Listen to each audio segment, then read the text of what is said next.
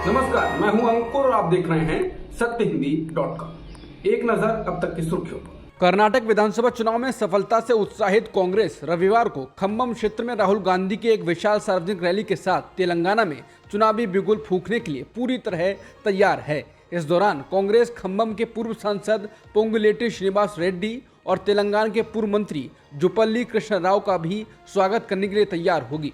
इस दौरान हाल ही में कांग्रेस में शामिल हुए खम्मम के पूर्व सांसद पोंगुलेटी श्रीनिवास रेड्डी और तेलंगाना के पूर्व मंत्री जुपल्ली कृष्ण राव भी स्वागत करने के लिए तैयार होंगे।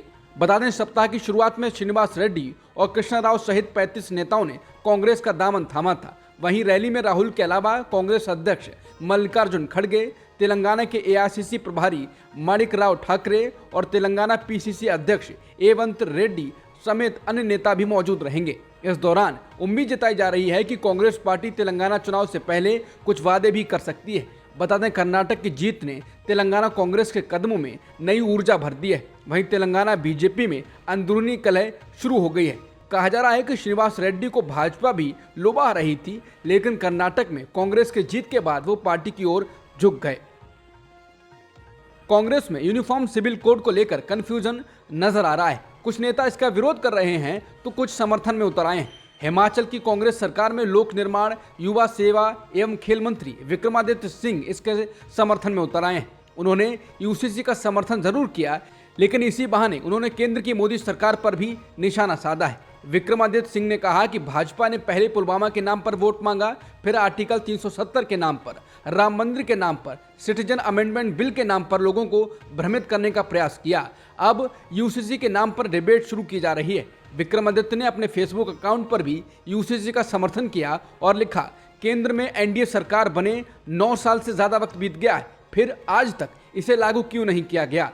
मोदी सरकार को यूसीसी लागू करने से कौन रोक रहा था? इस मसले पर राजनीति नहीं होनी चाहिए। भारतीय जनता पार्टी को चुनावी वेला में ही इसकी याद आती है।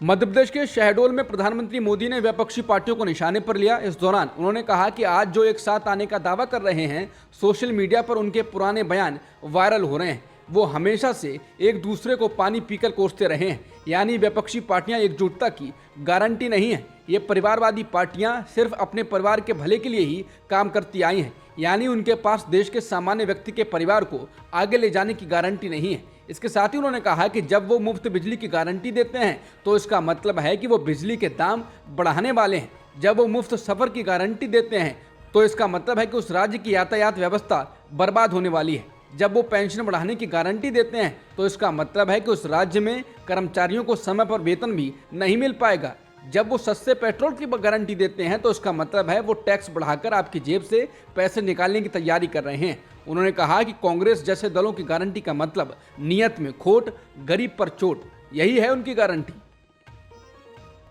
प्रधानमंत्री मोदी ने शनिवार को 70वें भारतीय सहकारी कांग्रेस सम्मेलन को संबोधित किया। इस दौरान उन्होंने दावा किया कि उनकी सरकार के दौरान केवल किसान सम्मान निधि पर पिछली सरकार के कुल कृषि बजट की 3 गुना राशि खर्च हो गई है। प्रधानमंत्री मोदी ने शनिवार को कहा कि बीते 4 सालों में किसान सम्मान निधि योजना के अंतर्गत 2.5 लाख करोड़ रुपए सीधे किसानों के बैंक खातों में भेजे गए हैं। यह रकम कितनी बड़ी है, इसका अंदाजा आप इस बात से लगा सकते हैं कि 2014 से पहले के 5 वर्षों का कुल कृषि बजट मिलाकर 90,000 करोड़ रुपए से कम था। यानी तब पूरे देश की कृषि व्यवस्था पर जितना खर्च तब हुआ था, उसका लगभग 3 गुना हम केवल किसान सम्मान निधि पर खर्च कर चुके हैं।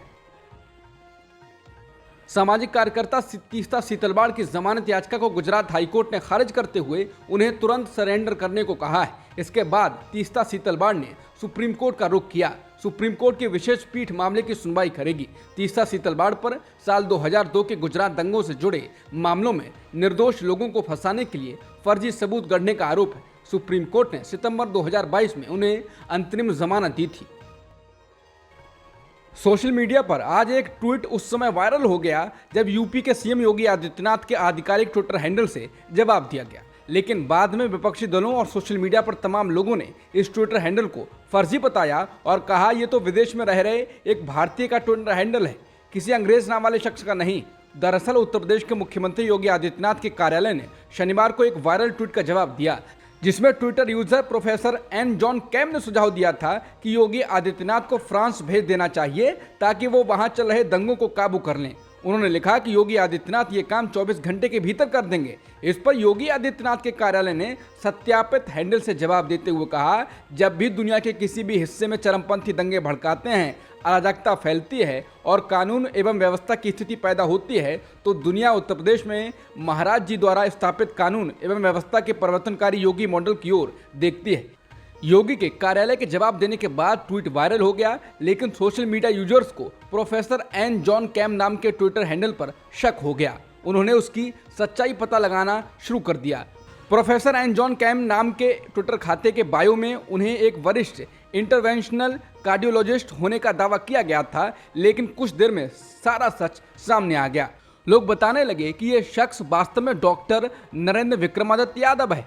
कुछ ट्विटर यूजर ने डॉक्टर नरेंद्र विक्रमादित्य की असलियत बताते हुए लिखा कि इन्हें तो धोखाधड़ी के एक मामले में गिरफ्तार भी किया गया था। हालांकि सत्य हिंदी अपनी ओर से इस तथ्य की पुष्टि नहीं कर रहा है। आम आदमी पार्टी ने योगी आदित्यनाथ कार्यालय के आधिकारिक ट्विटर हैंडल को जवाब देते हुए लिखा, योगी आदित्यनाथ ने बीजेपी आईटी सेल को विदेशी नाम से फर्जी आईडी बनाने को कहा। नरेंद्र वी यादव नाम शख्स ने उसके बाद यूपी की कानून व्यवस्था के लिए सीएम की तारीफ की।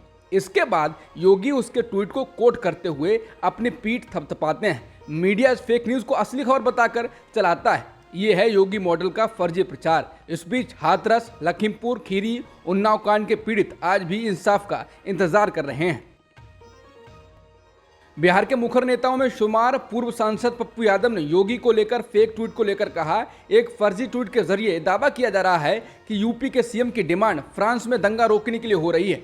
मैं कहता हूं कि फ्रांस 6000 किलोमीटर दूर है। इस्तीफा देकर अपने देश में बसे 2000 किलोमीटर दूर मणिपुर चले जाएं। वहां 2 महीने से दंगा हो रहा है, वहां सीएम शांत कर दें। वहीं कांग्रेस नेता सुप्रिया शिंदे ने इसको लेकर कहा, हंसी के लिए आभारी हूं सौजन्य यूपी के सीएम योगी आदित्यनाथ। रही सही कसर मीडिया के कुछ साथियों ने पूरी कर दी। Professor N John Kam, Narendra Vikramaditya Yadav ji, आज आपने और भाजपा ने मिलकर खूब मनोरंजन किया है। रेलवे सुरक्षा आयुक्त ने अपनी रिपोर्ट रेलवे बोर्ड को सौंप दी है। जांच रिपोर्ट में सिग्नलिंग और दूरसंचार विभाग की खामियों की ओर इशारा किया गया है। इस घटनाक्रम के बाद दक्षिण पूर्व रेलवे की जनरल मैनेजर अर्चना जोशी को हटा दिया गया है। हालांकि जांच रिपोर्ट को सार्वजनिक नहीं किया गया है, उसके लिए सीबीआई जांच की अलग जांच को बहाना बनाया गया है। रेलवे के एक अधिकारी ने कहा कि जांच रिपोर्ट जमा कर दी गई है और इसमें रिले रूम के प्रभारी कुछ कर्मचारियों के साथ साथ कुछ विभागों की ओर से खामियां पाई गई हैं। ये पूछे जाने पर कि क्या रिपोर्ट में किसी अन्य संलिप्तता का संकेत दिया गया है, अधिकारी ने कहा, अगर तोड़फोड़ का कोई पहलू है तो उसकी जांच सिर्फ सीबीआई द्वारा की जाएगी। संसदीय कार्य मंत्री प्रहलाद जोशी ने शनिवार को घोषणा की कि संसद का मानसून सत्र 20 जुलाई से शुरू होगा। उन्होंने सभी दलों से दोनों सदनों में सार्थक चर्चा में योगदान देने का आग्रह किया है। मानसून सत्र 11 अगस्त तक चलेगा। केंद्रीय मंत्री जोशी ने एक ट्वीट में कहा, संसद के मानसून सत्र में सभी दलों से सत्र के दौरान विधायी व्यवसाय और अन्य विषयों पर सार्थक चर्चा में योगदान देने का आग्रह करता हूं। उन्होंने दूसरे ट्वीट में कहा, सत्र 23 दिनों तक चलेगा और इसमें 17 बैठकें होंगी। यूसीसी पर एनडीए में भी असमंजस दिखाई देने लगा है। दरअसल मेघालय सीएम कोनराड संगमा ने इसे भारत के खिलाफ बताया है। मेघालय के सीएम कोनराड संगमा ने शुक्रवार को पीएम नरेंद्र मोदी के यूसीसी पर जोर देने की आलोचना की और कहा कि भारत एक विविधतापूर्ण देश है और विविधता ही हमारी ताकत है। समान नागरिक संहिता के रूप में पार्टी का अब तक का नजरिया भारत के विचार के ही खिलाफ है। बता दें, एनपीपी भाजपा के नेतृत्व वाले राष्ट्रीय जनतांत्रिक गठबंधन यानी एनडीए और नॉर्थ ईस्ट डेमोक्रेटिक अलायंस के सहयोगी है। ये सत्तारूढ़ मेघालय डेमोक्रेटिक अलायंस का नेतृत्व करती है। 2 विधायकों के साथ भाजपा एमडीएफ सरकार में भागीदारी है, जबकि 60 सीटों वाली विधानसभा में संगमा की पार्टी के 28 विधायक हैं। एनपीपी का मेघालय के अलावा मणिपुर, नागालैंड, अरुणाचल प्रदेश में मजबूत राजनीतिक आधार है। उदयपुर में अमित शाह के बयान पर सीएम अशोक गहलोत की प्रतिक्रिया के बाद अब वसुंधरा राजे ने अशोक गहलोत पर सवालों के जरिए पलटवार किया है। वसुंधरा राजे ने बयान जारी कर कहा है कि आज ही की बात नहीं है, गहलोत हमेशा अपनी हर गलती भाजपा के केंद्रीय नेताओं पर डालते आए हैं।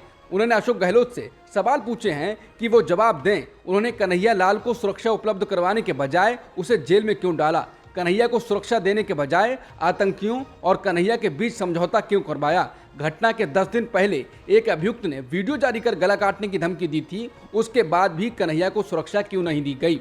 आरोपियों को गिरफ्तार करने के बजाय कन्हैया की दुकान क्यों बंद कर दी गई? और जब उसने दुकान खोली तो वहां सादा वर्दी में पुलिस क्यों नहीं लगाई गई? वसुंधरा ने कहा कि गहलोत जी, आपकी पुलिस ने नहीं बल्कि आरोपियों को शक्ति सिंह और प्रहलाद सिंह ने पकड़वाया था। उसके बाद से उन्हें नियमित धमकियां मिल रही हैं।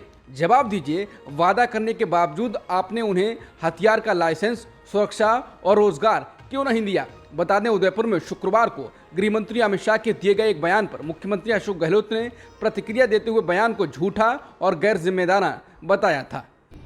अब तक की खबरों में इतना ही। बाकी खबरों के लिए बने रहिए सत्यहिंदी.com के साथ।